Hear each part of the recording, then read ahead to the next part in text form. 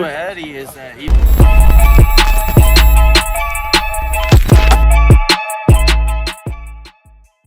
Yeah, what are you reading? Hey, champ, can you sign that for me? Be water, my friend. Thanks, man. Good to meet you, man. It's a pleasure. What's your name? Alex. Great, man. Here for my 50th birthday, man. Really? Yep. Hey, the big 5-0. It's man. a pleasure, man. I'm gonna give you a show. Come to see you, man.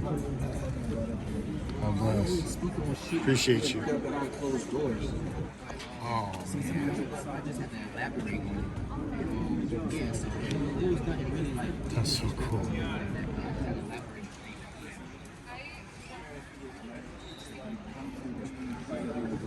Focus on your fight. Thank you so much, man. Did you expect Jamaine to talk a bit more in the press conference? Come here. Did you expect Jamaine to talk a bit more to you in that press conference?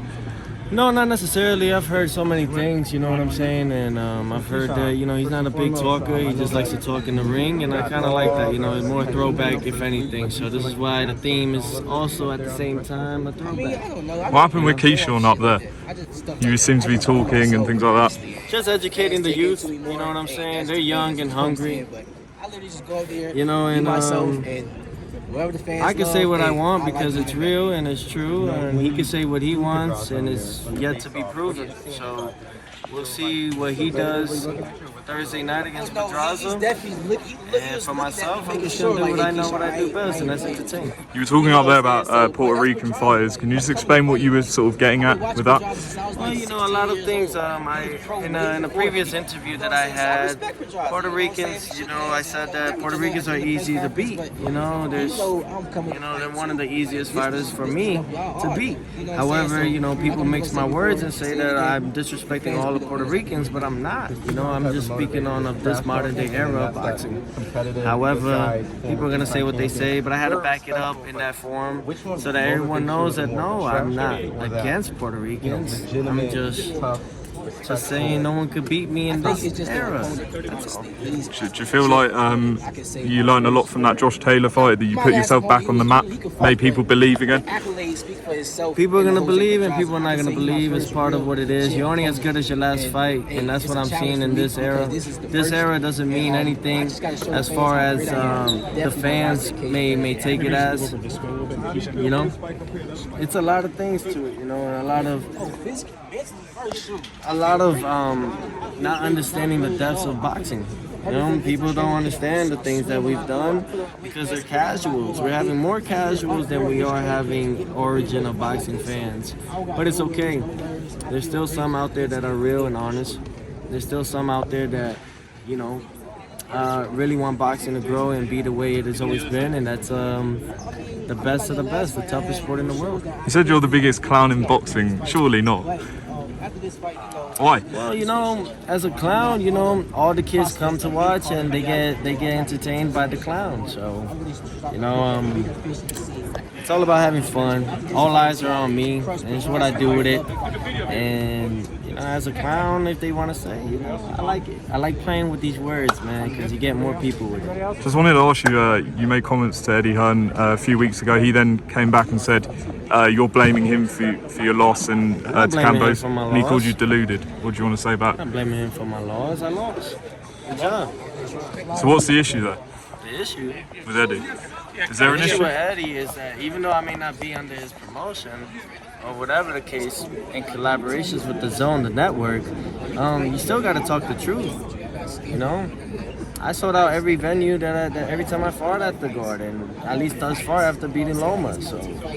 Just move over a little bit. Are you 100% going into this fight, man? Are you 100%? No, he's not. He's going to say he's not. I'm not. Yeah, he's not. No, he's not 100%, guys. I'm at 0%. Right? Zero? I thought it was negative. I should be negative. It was negative, right? It was negative. Okay.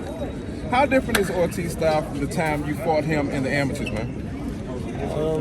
I think that he definitely has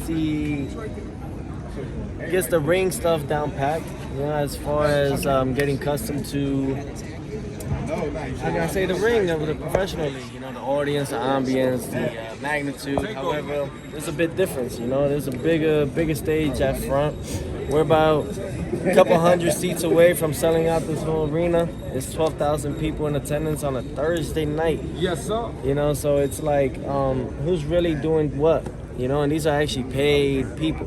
These are people that are actually buying these tickets, not being sold and not being sold for $10 or for free. What do you feel like Ortiz's best attribute is? What do you do best? Everything. Yeah, his all best attributes are everything, but his mental is nowhere near. Nowhere near. You know, he has good skills, good talent, but that's all he'll ever be. You know, solid dude.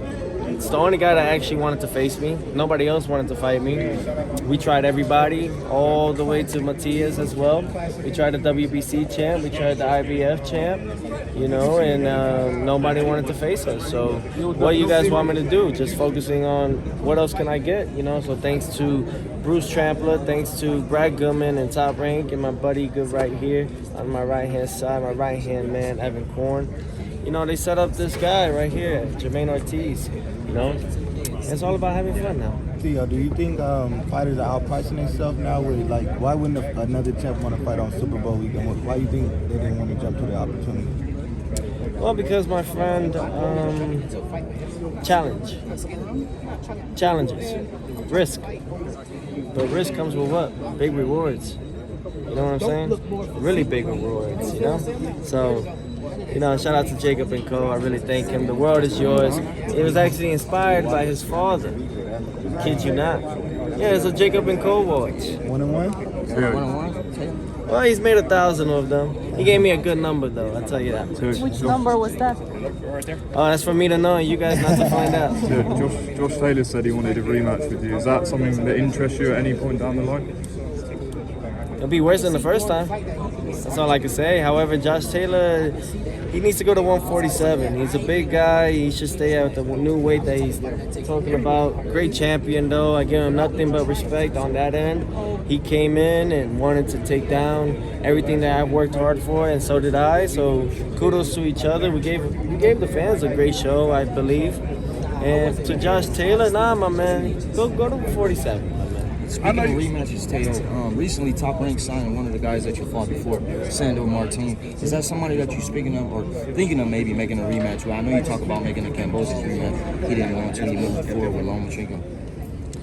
Yeah, you know, with Sandor Martin, that's probably for the other guys. You know, maybe that's something they want to talk about. However, the first time we faced each other, all he did was run. You know, everybody want to say these knockdowns and all these things, but if you know boxing, a lot of those pushes, they're push downs, you know, from off balance shots. I have yet to be hurt, and I choose not to be hurt ever in my career. You know, people saying that I lost that fight, but you guys got to understand, what I'm up against is bigger than what y'all see on camera. You know, I'm doing a big deficit, big change to the 13 Royal. So, you know, and y'all may not tap in so heavy on that, but I gotta beat water. It's the only way I survive through all this. So. Listen, I know you're not one to overlook fighters during fight week, but are you going to contact Terrence Crawford's team after this fight? Yeah, I would like to. What do you think? What's your prediction for Lomachenko-Kambosos? Loma, early stoppage.